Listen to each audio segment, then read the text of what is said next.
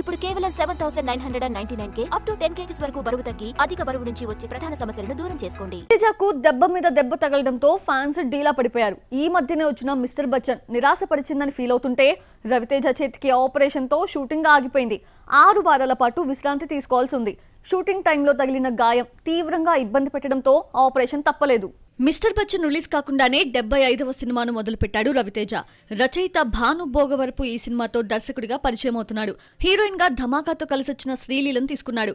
Action scene తీసే సమయంలో mass రాజా చేతికి గాయమైంది.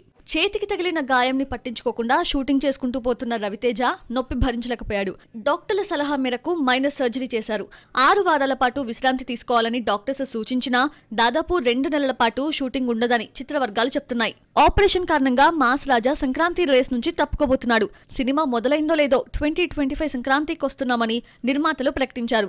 దీనికి తగ్గట్లే షూటింగ్ యమ స్పీడ్ గా నడుస్తోంది. అనుకోని గాయంతో షూటింగ్ వాయిదా పడడంతో సంక్రాంతికి రావడం కష్టమేనంటున్నాయి చిత్రవర్గాలు. రవితేజ డ్రాప్ అయినా సంక్రాంతి బరిలో చాలా క్రేజీ ప్రాజెక్ట్స్ ఉన్నాయి. మెగాస్టార్ విశ్వంభర, వెంకటేష్ అనిల్ రావిపూడి సినిమా, అజిత్ గుడ్ బ్యాడ్ అండ్ అగ్లీతో పాటు మరికొన్ని సినిమాలు సంక్రాంతికే వస్తున్నాయి.